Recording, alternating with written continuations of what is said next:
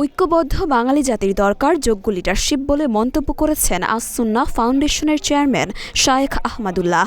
তিনি বলেন, বাঙালি জাতি আজ ঐক্যবদ্ধ, তাদের দরকার যোগ্য লিডারশিপ, তাহলে তারা বাংলাদেশকে স্বর্ণের টুকরায় পরিণত করতে পারবে।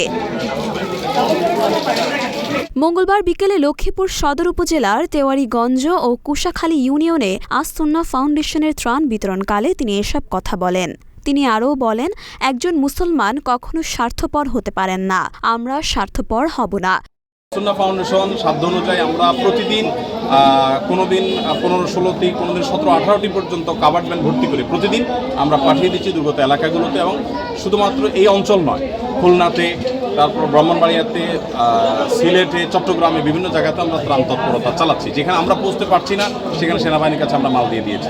আমি অনুরোধ করব যে সবাই এই সমস্ত অঞ্চলে মানুষের পাশে দাঁড়ান এবং সাধ্য অনুযায়ী বন্যার্তদের কষ্ট দূর করার চেষ্টা করেন।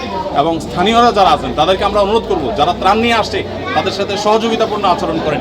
অনেক জায়গায় দেখা যাচ্ছে যে কামড়াকামড়ি করে চাঁদাবাজির মতো করে তাদের কাছ থেকে মাল লুট করে নেওয়া হচ্ছে। এটা যেন কেউ না করে আমি সেজন্য স্থানীয়দেরকে বিনীত অনুরোধ করে, আপনাদের কাজ করেন, বদনাম হবে আপনাদের। তো স্থানীয় যারা আছেন তাদেরকে বলবো, আল্লাহর ওয়াস্তে বাহির থেকে যারা ত্রাণ নিয়ে আসছে তাদেরকে শ্রদ্ধা করতে শিখেন, তাদেরকে পারলে একবেলা খাওয়াই দেন, তাদেরকে রাস্তা দেখাই দেন। শুধু সব নিজের এলাকার দিকে টানে নিয়েন না, যেখানে প্রয়োজন সেখানে পাঠিয়ে দেন।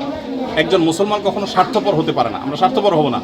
ধর্ম বর্ণ নির্বিশেষে, দল মত নির্বিশেষে সকল বর্ণাঢ্য মানুষের দুঃখ কষ্ট, তাদের দুর্দশা, এটা লাঘব করার জন্য আমাদের সবাইকে কাঁধে কাঁধ মিলে দাঁড়াতে হবে। আপনার বাসায় একটা ত্রাণ আসছে, আরেক বাসায় যায় না, সে বাসার জন্য দেখাই দেন।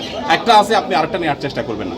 আপনাদের সহযোগিতাটা খুবই গুরুত্বপূর্ণ বিষয়, অতএব আপনারা সেটা করবেন। আমি খুবই আপ্লুত হয়েছি, স্কুল কলেজের ছাত্র ভাইরা তারা রাস্তায় দাঁড়িয়ে একেবারে চৌমুহানি থেকে আমি লক্ষ্মীপুর পর্যন্ত, চন্দ্রগঞ্জ পর্যন্ত, চন্দ্রগঞ্জের পরেও কিছু জায়গা আছে, এই পুরো জায়গাতে আমি দেখেছি যে আমাদের স্কুল কলেজের ছেলেরা দাঁড়িয়ে আছে, যেখানে গর্ত যাতে সেখানে গাড়ি না পড়ে, তারা এই সিগন্যাল দিচ্ছে কোন দিক দিয়ে যাবে, পুরো রাস্তা জুড়ে।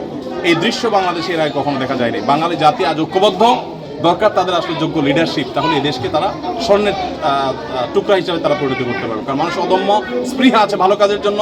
বন্যা যেরকম আমরা কাঁধে কাঁধ মিলে দাঁড়াতে দেখেছি, অন্য সব ক্ষেত্রে আমরা দেখেছি। এ সময় ফাউন্ডেশনের পক্ষ থেকে সদরের শহর কসবা সরকারি প্রাথমিক বিদ্যালয়, কুশাখালী প্রাথমিক বিদ্যালয় ও এনি চৌধুরী উচ্চ বিদ্যালয় আশ্রয় কেন্দ্রের মানুষ সহ আশেপাশের মানুষের মাঝে ত্রাণ সামগ্রী বিতরণ করা হয়। মরিয়ম মিম, ঢাকা পোস্ট।